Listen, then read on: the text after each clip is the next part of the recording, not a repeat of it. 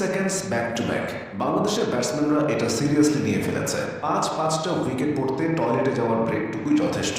তাদের আসা যাওয়া দেখে গোপাল ভাঁড়ের গানের কথা মনে পড়ে যায়। আসছে গোপাল, যাচ্ছে গোপাল, ডাকের পরে ডাক বেড়ে যায়, রানের খাতা খোলে না, চলে না তাদের ছাড়া। বাংলাদেশ যখন সর্বশেষ ওয়ানডে জিতেছিল পৃথিবীতে, তখন ডাইনোসর ঘুরে বেড়াতো। জিতবে কি? পুরো 50 ওভার খেলতেই খাম ছুটে যাচ্ছে। অন্য দেশগুলোর 1 পজিশনে নামে কোহলি ও কেন উইলিয়ামসনের মতো ব্যাটসম্যান। তবে বাংলাদেশের এই পজিশনে আছে নাজমুল শান্ত। শান্তর সঙ্গে ট্রাভিস হেডের বেশ মিল রয়েছে, তবে ব্যাটিংয়ে না, তাদের মিলটা উঁচু গোফে। এদিকে তৌহিদ হৃদয়ের শরীরে শুধু টেস্টের সাদা পোশাকটা থাকে না, তিনি রঙিন পোশাক পরে টেস্ট খেলেন। ভারতের জয়সওয়াল, শুভমান গিলরা তরুণ, তারা সেঞ্চুরি, ডাবল সেঞ্চুরির বন্যা বয়ে দিচ্ছে। অথচ বাংলাদেশের তরুণদের নাকি সময় লাগবে। অস্ট্রেলিয়ার আছে প্যাট কামিন্স, বাংলাদেশের আছে মেহেদী মিরাজ। কামিন্স অলরাউন্ডার, মিরাজও অলরাউন্ডার। সমস্যা হলো কামিন্স যতগুলো ট্রফি জিতেছে, মিরাজ ততগুলো ম্যাচ জিতেনি। মিরাজের নেতৃত্বে 9 ওয়ানডেতে বাংলাদেশ 1টা জিতেছে, 8টা হেরেছে। যে 1টা ম্যাচ জিতেছে, ঠিক কিভাবে জিতেছে তা নিয়ে গবেষণা হওয়া